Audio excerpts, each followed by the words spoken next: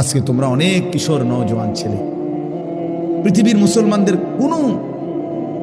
কোনো অত্যাচার, কোনো জুলুম তোমাদের জিন্দেগির মধ্যে কোনো পরিবর্তন করে না।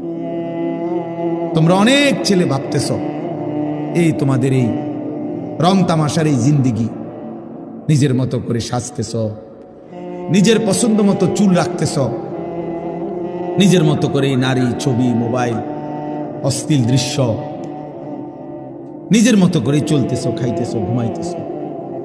কোথায় আল্লাহ, কোথায় রাসূল? 5 ওয়াক্ত নামাজের কোনো ধার ধারণা, মালিকের কাছে যে এক ফোঁটা চোখের পানি ফেলবা এই বিবেকটাও তোমাদের অনেকের নাই। তুমি যে একটা সেজদা দিবা আল্লাহকে, আর আল্লাহকে বলবা মাওলা এমন রাগ হইলেন কেন, কেন এমন রাগ করলেন? যারা কালেমাওয়ালা, যারা আপনারে ডাকে,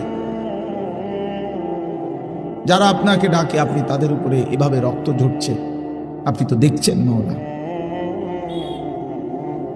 6 বছরের ছোট্ট মেয়ে বাচ্চা, গাজা ফিলিস্তিনের ছোট্ট মেয়ে বাচ্চা সাক্ষাৎকার দিছে। মেয়ে বলতেছে, বোমার আঘাতে আমি বেহুশ হয়ে গেছি, হুঁশ আসার পরে আমি দেখলাম আমার ডান হাতটা আমার সাথে নাই,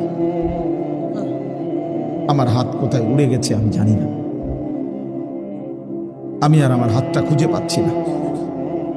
প্রিয় ভাই, কল্পনা করো তোমার ছোট বোন যদি এমন আয়সা বলে যে ভাইয়া খেলতে গিয়ে আমি এখন আয়সা দেখি আমার হাতটা নাই।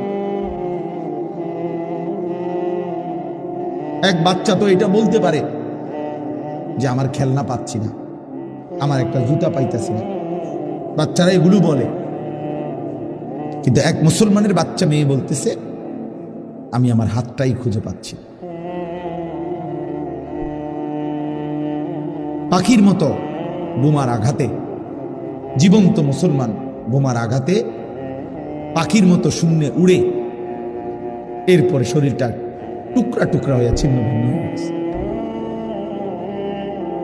তাইলে দোস্ত আমার, বন্ধু আমার, ইনসাফের সাথে যদি সামান্যতম ঈমান থাকে, যদি আল্লাহকে চিনে থাকো, তাহলে ইনসাফের সাথে ভাবা উচিত। বিশেষ করে তোমরা নওজোয়ান, প্রিয় ভাই, প্রিয় ছেলেরা আমার, মনে রাখো বাপ, এক মানুষের হায়াতের মূল সময় তার যৌবন। কোরআনুল কারীমে আল্লাহ তাআলা শিশুকালকে বলছে দুর্বল, দফ। আবার কোরআনে আল্লাহ বৃদ্ধকালকেও বলছে দুর্বল, দফ। শুধু আল্লাহ যৌবন কালকে বলছে কুওয়া, শক্তি। কোরআন শরীফের স্পষ্ট আয়াত, আল্লাহুল্লাযী